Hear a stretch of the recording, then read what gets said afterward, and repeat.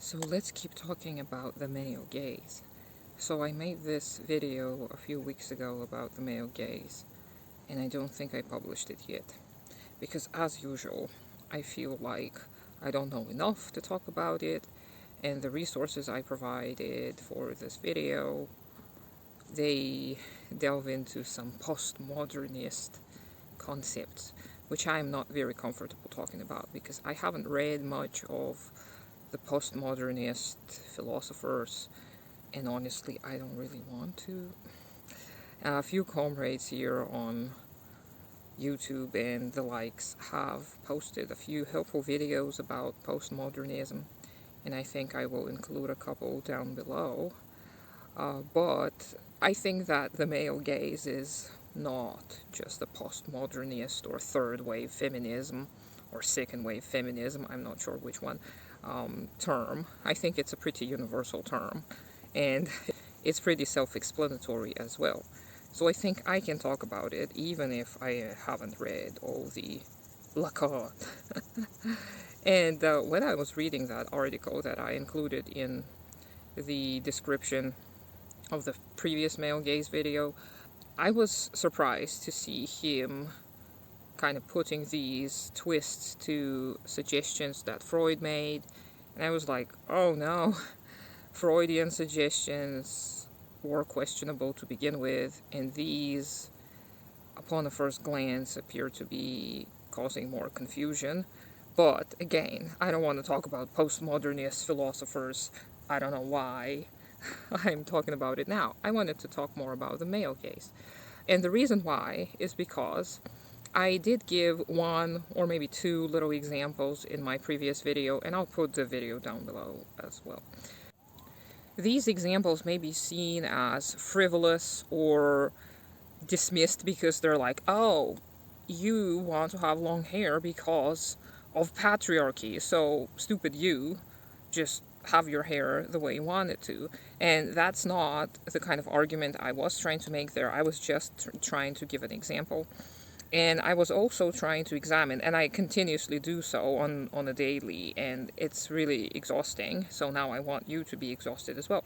The fact that we make our decisions based on the state of the collective unconscious often, and we do not realize how much we depend on the culture we live in, and that most of our decisions are not made by us. We don't necessarily have free will in an absolutist sense. We make our decisions based on our upbringing, based on what other people around us are doing, and it is very difficult to get to the roots of even little things like why long hair, or like why makeup, or why jewelry.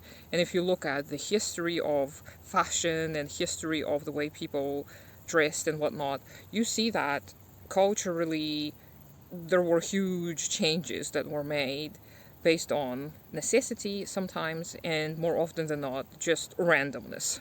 Like this story maybe you've heard about high heels being made popular by this French king who was short and wanted to appear taller, so he wore high heels. So every one of the aristocrats then started following because they thought, oh well, the king is doing that, that's fancy, we're going to do that too. And I don't remember the king's name, I don't care to remember the names of monarchs. And so high heels used to be worn by men and in French court.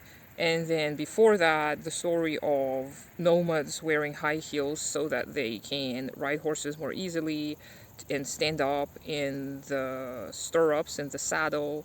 I have ridden a horse a few times only, so I don't know much about saddles and whatnot, but so high heels used to have a function, and now some people say, oh, high heels make your butt look a certain way, so that is why it is natural for women to wear high heels. And that's stupid nonsense, okay? Same goes for makeup. Like, people all throughout the years have worn makeup for various reasons, mostly to beautify themselves and to look good to themselves and others. But there are some notions nowadays where people would say stupid stuff like, oh, like, blush is supposed to mimic the way a woman looks during sex. And that's like, are you freaking insane? So you're saying that we put colored stuff on our faces to appear like we're having sex? Like, why would we do that? Maybe I'm naive, but when I heard that, and you probably know who said that, unfortunately, I was just laughing so hard because it's just so funny to me. Like, I put on lipstick and it may be a crazy color. Like, recently I got a yellow lipstick. It was my favorite purchase of the year. Yeah, that definitely makes me look like I'm up to something. Like, no, it's yellow lipstick. It's fun. It's color. It's playful when you put color stuff on your face. It's not meant to mimic anything natural because it's not supposed to look very natural. At least the kind of makeup I do. Like, I'm not trying to pretend I have naturally pink or red eyebrows because they don't exist in nature. So, well, aside from that, there are many, many justifications to why certain things are inherent to women, and I've made quite a few videos already talking about how most of this is nonsense. So, you should definitely watch my The Agreeable Woman full version video because it took a lot of effort to make, and it delves into some of these issues in a bit more of a precise manner.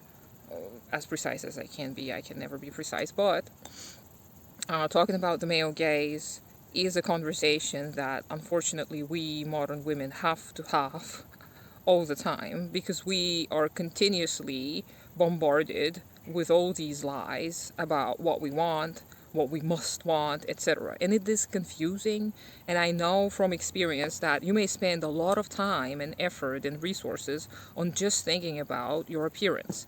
And it's not because you're vain and stupid and a woman. It is because you are fed all this capitalist propaganda all the time. So let's keep talking about the male gaze. Let me know what your thoughts are, what your examples are, what your crazy stories are, and let's keep the conversation going.